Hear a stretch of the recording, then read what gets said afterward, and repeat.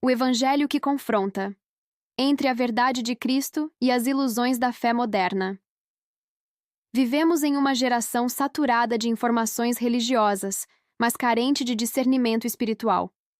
Nunca se falou tanto de Deus e, paradoxalmente, nunca se conheceu tão pouco o Deus revelado nas Escrituras. Há muitos discursos, muitas vozes, muitas promessas.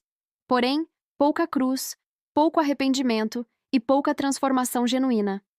O apóstolo Paulo advertiu que chegaria o tempo em que as pessoas não suportariam a sã doutrina, mas cercariam para si mestres segundo as suas próprias cobiças, com coceira nos ouvidos. 2 Timóteo, capítulo 4, versículo 3. Esse tempo chegou. Não porque a Bíblia perdeu sua relevância, mas porque a verdade passou a confrontar demais um coração que não quer mais ser confrontado. 1. O perigo de crer em um evangelho confortável. Um dos maiores enganos da fé moderna é a ideia de que o evangelho existe para nos fazer sentir bem o tempo todo. Criou-se uma espiritualidade que promete conforto sem conversão, bênção sem renúncia e glória sem cruz. Mas o Cristo das Escrituras nunca chamou ninguém para uma vida centrada no próprio ego. Ele disse: "Se alguém quer vir após mim, negue-se a si mesmo, tome a sua cruz e siga-me." Mateus capítulo 16, versículo 24. Negar a si mesmo não é um detalhe opcional da fé. É o ponto de partida do discipulado. O Evangelho não começa perguntando o que queremos, mas declarando o que precisamos: arrependimento, redenção e reconciliação com Deus. Quando o cristianismo é reduzido a frases motivacionais, ele perde seu poder transformador. A palavra deixa de ser espada e passa a ser travesseiro espiritual, algo usado para anestesiar consciências, não para despertar corações. 2. Deus não existe para servir nossos planos. Outro engano amplamente difundido é a ideia de que Deus está comprometido em realizar nossos sonhos pessoais. Muitos oram não para alinhar o coração à vontade de Deus, mas para tentar convencer Deus a alinhar sua vontade à nossa. No entanto, a Escritura é clara. Todas as coisas foram criadas por meio dele e para ele. Colossenses capítulo 1, versículo 16. Nós não somos o centro da história. Deus é. A fé verdadeira não pergunta: "Deus, o que o Senhor pode fazer por mim?", mas declara: "Senhor, o que o Senhor deseja fazer em mim?". Quando transformamos Deus em um instrumento para alcançar sucesso, conforto ou status, criamos um ídolo religioso. Não adoramos mais o Criador, mas a ideia que fazemos dele. 3. Graça. Não é permissão, é transformação. Talvez uma das distorções mais perigosas seja a confusão entre graça e permissividade. Há quem pense que, porque a salvação é pela graça, o pecado deixou de ser um problema sério. Mas a graça que não transforma é uma graça falsificada. Paulo responde claramente a essa distorção. Permaneceremos no pecado para que a graça seja mais abundante? De modo nenhum. Romanos capítulo 6, versículos de 1 a 2. A graça não ignora o pecado. Ela o confronta, o expõe e o vence. Ela não apenas nos livra da condenação, mas nos capacita a viver em novidade de vida.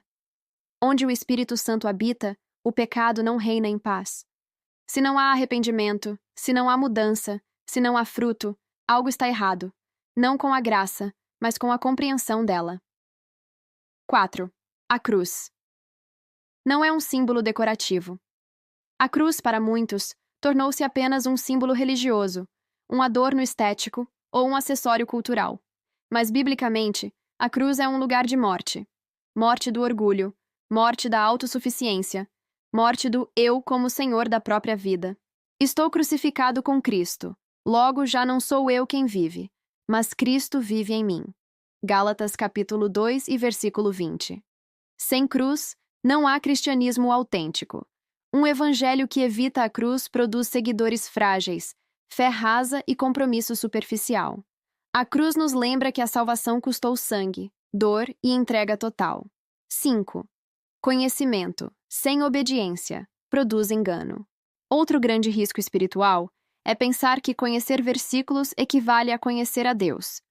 Jesus foi claro ao afirmar que nem todo o que diz Senhor, Senhor entrará no reino dos céus, mas aquele que faz a vontade do Pai. Mateus capítulo 7, versículo 21. A fé bíblica não é apenas informativa, ela é transformadora. Não se trata apenas de ouvir a palavra, mas de vivê-la. A obediência não é a causa da salvação, mas é a evidência dela. Uma fé que não afeta decisões, caráter e comportamento é apenas discurso religioso. 6. A verdade não agrada. Sempre, mas sempre liberta. Vivemos em uma cultura que rejeita qualquer verdade que confronte. Porém, Jesus nunca adaptou sua mensagem para agradar multidões. Ele pregou a verdade mesmo quando isso custou seguidores, reputação e, finalmente, a cruz. Conhecereis a verdade, e a verdade vos libertará. João capítulo 11, versículo 32. A verdade liberta, mas antes ela fere, expõe e confronta. Ela nos tira da zona de conforto para nos conduzir à vida verdadeira. Conclusão. Um chamado ao retorno do evangelho puro. O tempo exige cristãos maduros, discernidos e enraizados na palavra. Não precisamos de um novo evangelho, mas de um retorno ao antigo. Aquele que salva, transforma e glorifica a Deus. Que não sejamos apenas ouvintes emocionados, mas discípulos comprometidos. Que não busquemos um Cristo que nos sirva, mas um Senhor a quem servimos. Que escolhamos a verdade, mesmo quando ela confronta, porque somente ela conduz à vida eterna. Examinai-vos a vós mesmos, se realmente estais na fé. 2 Coríntios capítulo 13 e versículo 5. Neste momento, não endureça o seu coração. A voz que confronta é a mesma que ama. O Deus que chama ao arrependimento é o mesmo que perdoa, restaura e recomeça histórias. Jesus continua dizendo hoje o que disse há 2000 anos. Vinde a mim, todos os que estáis cansados e sobrecarregados, e eu vos aliviarei. Mateus capítulo 11, versículo 28. Mas esse convite não é para um cristianismo superficial. É um chamado à cruz. É um convite para deixar o controle, abandonar máscaras, soltar o orgulho e se render completamente. Se você deseja um coração quebrantado diante de Deus, uma fé verdadeira, não apenas religiosa, um recomeço espiritual genuíno, uma vida alinhada à vontade do Senhor. Então, onde você estiver, faça dessa oração não apenas palavras, mas decisão. Senhor, eu me arrependo. Abro mão do evangelho confortável e me rendo ao evangelho verdadeiro. Crucifica o meu eu e governa completamente a minha vida. Eu não quero apenas te seguir, eu quero te obedecer.